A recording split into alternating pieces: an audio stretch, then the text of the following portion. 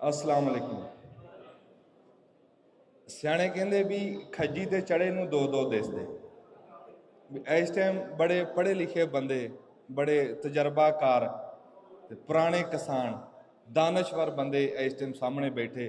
मैं घट पढ़िया लिखिया, कोई गलती कुताही हो जाए तो मैं कहा पहला ही माफ़ी मांग ला।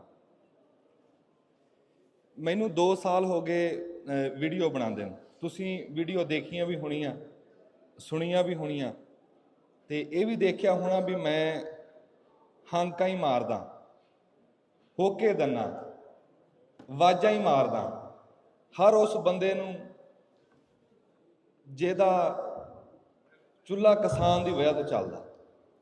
माफिया नूं सद्दा मैं मारियां, सरकारां नूं सद्दा मैं मारियां, स्प्रे बनाने वाली कंपनियां नूं सद्दा मैं मारियां, बी बनाने वाली कंपनियां नूं सद्दा मैं मारियां। जिथे तक ठीक है,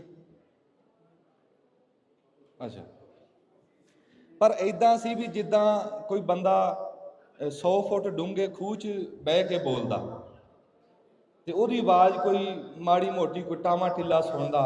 हुण तक इदां सी, किसी ने सुनी किसी ने ना सुनी, पर मैं ये कहूँगा भी चलो इन्हां दा मैं बड़ा शुक्रगुजार हाँ भी इन्हां दे कन्नां तक भी मेरी आवाज़ पहुँची ते इन्हां ने अज एडे वड्डे स्टेज ते एडे वड्डे प्लेटफार्म ते मैनूं गल करन दा मौका दिता।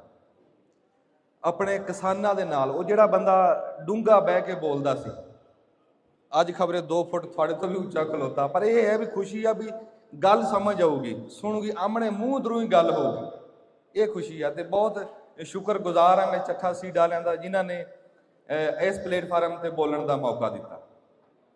असीं सियाणिਆਂ ਤੋਂ सुनते हैं भी रब की जात ने ना जिनस च ओला रखिया भी किसी नूं धी देना, किसी नूं पुੱਤ देना, ये ओला ये वो जानदा।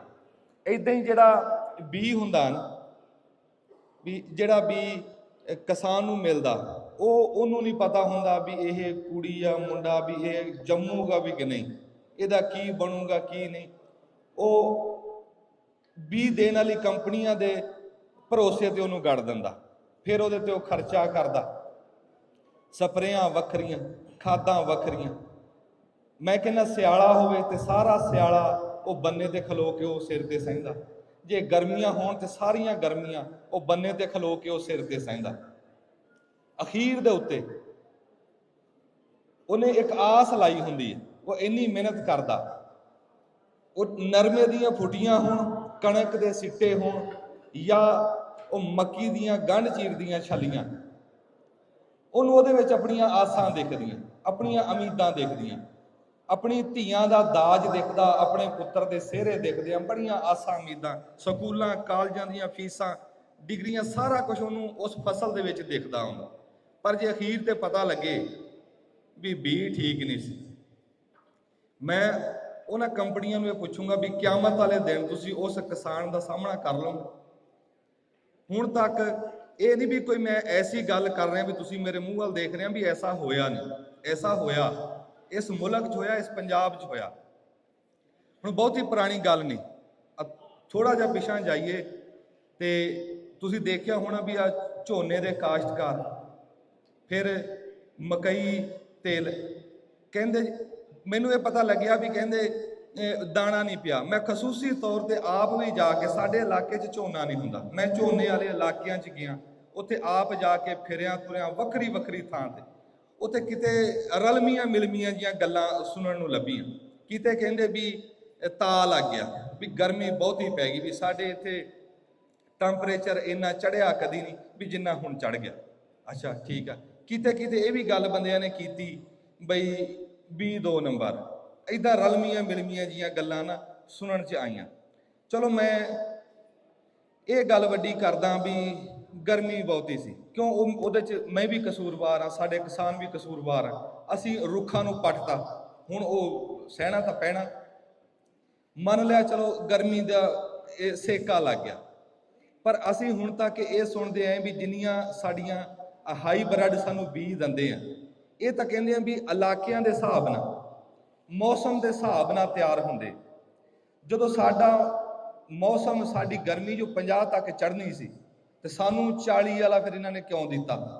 ਉਹ ਇੰਨੀ ਫਸਲਾਂ, ਇਹਨਾਂ ਲੱਖਾਂ ਉਹ ਏਕੜ ਜਿਹੜੀ ਸਾਰੀ ਫਸਲ ਤਬਾਹ ਹੋਈ। ਮੈਨੂੰ ਅੱਜ ਇੱਥੇ ਬੋਲਣ ਦਾ ਮੌਕਾ ਮਿਲਿਆ। ਮੈਂ ਉਸ ਟਾਈਮ ਤਿਲ ਦੀਆਂ ਫਸਲਾਂ ਦੇਖੀਆਂ, ਮੱਕੀ ਦੀਆਂ ਫਸਲਾਂ ਦੇਖੀਆਂ, ਜਿਹੜੀਆਂ ਖਰਚਾ ਕਰਕੇ ਮੁੜ ਕੇ ਅਸੀਂ ਉਹ ਡੰਗਰਾਂ ਨੂੰ ਵੱਢ ਕੇ ਪਾਇਆ, ਉਹ ਮੱਕੀ ਵੀ। ਇਹ ਪਲੇਟਫਾਰਮ ਤੇ ਖਲੋ ਕੇ ਜਿੰਨੀਆਂ ਬੀ ਬਣਾਉਣ ਵਾਲੀਆਂ ਹੋਰ ਕੰਪਨੀਆਂ, ਉਹਨਾਂ ਨੂੰ ਵੀ ਕਹੂੰਗਾ ਵੀ ਕਦੀ ਵੀ ਬੀ ਦੇ ਉੱਤੇ ਸਮਝੌਤਾ ਨਾ ਕਰੇ। ਬੀ ਨਹੀਂ ਸਾਨੂੰ ਬਣਾਉਣਾ, ਬੀ ਨੇ ਸਾਨੂੰ ਉਜਾੜਨਾ।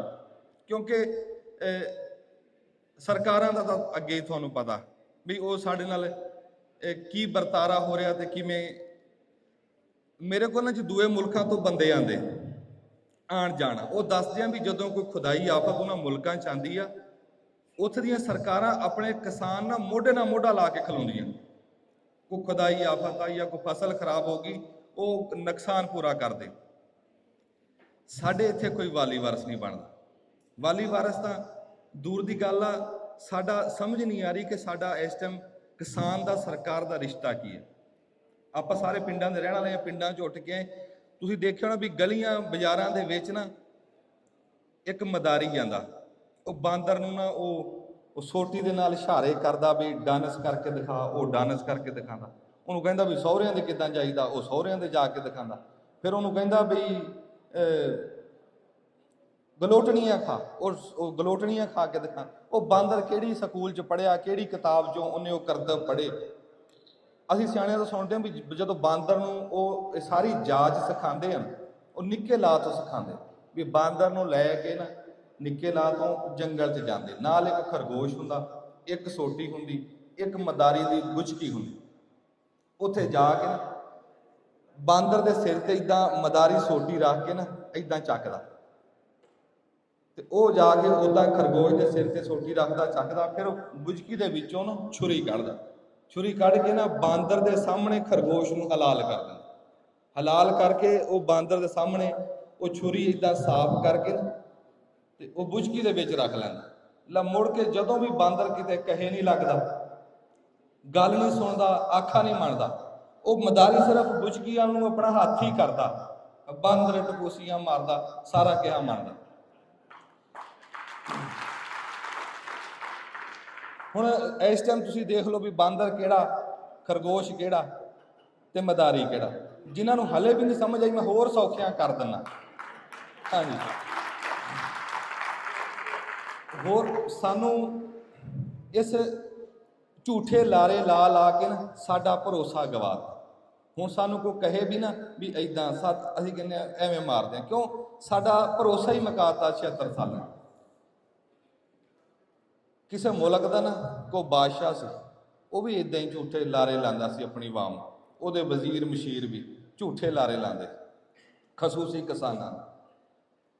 ਉਹ ਉਹਨਾਂ ਦੀ ਆਵਾਮ ਦਾ ਉਸ ਬਾਦਸ਼ਾਹ ਤੋਂ, ਉਹਨਾਂ ਦੀ ਸਾਰੀ ਵਜ਼ੀਰਾਂ ਮਸ਼ੀਰਾਂ ਤੋਂ ਅਤਬਾਰ ਹੀ ਉੱਠ ਗਿਆ। ਅੱਲਾ ਰੱਬ ਦੀ ਕਰਨੀ ਹੋਈ, ਇੱਕ ਦਿਨ ਉਹ ਬਾਦਸ਼ਾਹ ਨਾਲ ਉਹਦੇ ਵਜ਼ੀਰ ਮਸ਼ੀਰ ਉਹ ਲਾਰੀ 'ਚ ਬੈਠੇ ਜਾਣ। ਲਾਰੀ ਦਾ ਡਰਾਈਵਰ ਕਿਤੇ ਸੁੱਤਾ, ਲਾਰੀ ਨੇ ਕਲਾਬਾਜ਼ੀਆਂ ਖਾ ਕੇ ਨਾ ਜਾ ਕੇ ਖਾਈਆਂ 'ਚ ਜਾ ਪਈ, ਹੇਠਾਂ ਖੱਡਿਆਂ ਦੇ ਵਿੱਚ ਜਾ ਡਿੱਗੀ। ਉੱਥੇ ਕੋਈ ਤੁਹਾਡੇ ਵਰਗਾ ਕਿਸਾਨ ਕੋਈ ਆਪਣੇ ਖੇਤਾਂ 'ਚ ਕੰਮ ਕਰਦਾ ਸੀ, ਉਹ ਨੱਸਿਆ ਆਇਆ, ਉਹਨੇ ਕਿਹਾ ਵੀ ਐਕਸੀਡੈਂਟ ਹੋ ਗਿਆ। ਆ ਕੇ ਦੇਖਿਆ, ਉਹਨੇ ਜਦੋਂ ਦੇਖਿਆ ਵੀ ਇਹ ਤਾਂ ਉਹੀ ਟੋਲਾ, ਉਹਨੇ ਟੋਇਆ ਕੱਢਿਆ, ਸਾਰੇ ਦਫਨਾ ਦਿੱਤੇ। ਮਗਰੋਂ ਪੁਲਿਸਾਂ ਚੜੀਆਂ, ਉਹ ਆ ਕੇ ਉਸ ਕਿਸਾਨ ਨੂੰ ਪੁੱਛਦੀਆਂ ਵੀ ਯਾਰ ਤੂੰ ਸਾਰੇ ਜੋ ਦੱਬਤੇ, ਕੀ ਗੱਲ ਸਾਰੇ ਮਰ ਗਏ ਸੀ? ਕਹਿੰਦਾ ਨਾ ਨਾ, ਸਾਰੇ ਕਾਹਨੂੰ ਮਰੇ, 4 ਵਿੱਚੋਂ ਕਹਿੰਦੇ ਸੀਗੇ ਵੀ ਅਸੀਂ ਜੀਂਦੇ ਆ, ਪਰ ਕਹਿੰਦਾ ਇਹਨਾਂ ਦਾ ਇਤਬਾਰ ਕਿਹੜਾ ਕਰੇ।